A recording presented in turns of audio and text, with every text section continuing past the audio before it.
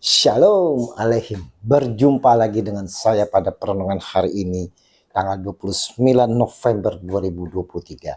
Saudaraku yang terkasih, di pagi yang cerah ini, sudahkah kita mengucap syukur di dalam doa kepada Tuhan Allah kita yang selalu memberkati kita? Dan sudahkah kita di pagi yang cerah ini memberi senyuman dan sapaan kepada sesama kita?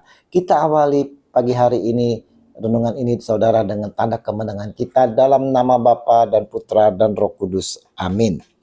Tetap bertahan dalam kesetiaan dan ketaatan dalam kebenaran Kristus. Bacaan liturgi hari ini diambil dari nubuat Daniel 5 ayat 6, dilanjutkan ayat 13 sampai dengan 14, dilanjutkan ayat 16 sampai dengan 17, dan dilanjutkan dengan ayat 23 sampai dengan 28, serta Injil Lukas 21 ayat 12 sampai dengan 19. Saudaraku yang terkasih di dalam kasih Kristus, dalam kekelaman hidup saya di masa lampau, saudara, saya kehilangan arah hidup. Semangat hidup tak ada lagi, frustasi, depresi, saudara. Bahkan saya ingin menghabisi hidup saya dengan meneguk racun.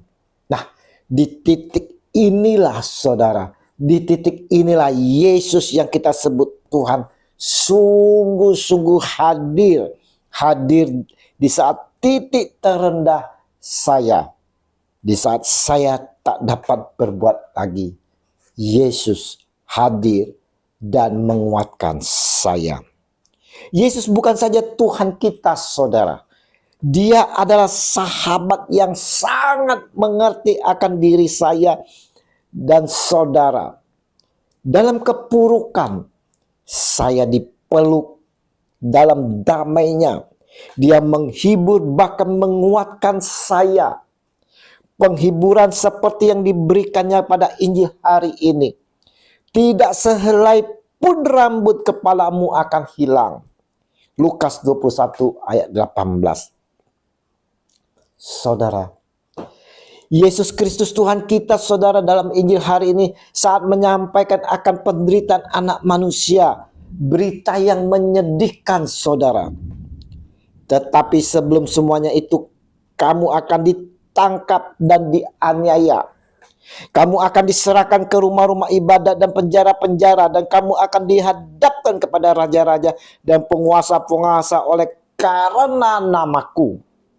Dan kamu akan diserahkan juga oleh orang tuamu, saudara-saudaramu, kaum keluargamu, dan sahabat-sahabatmu, dan beberapa orang di antara kamu akan dibunuh, dan kamu akan dibenci semua orang oleh karena namaku.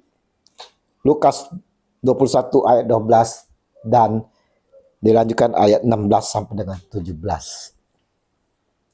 Penderitaan sebagai murid Yesus, saudara, yang merupakan beban salib yang harus kita pikul.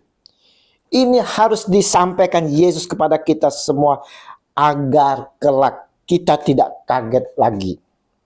Karena itu semua harus digenapi.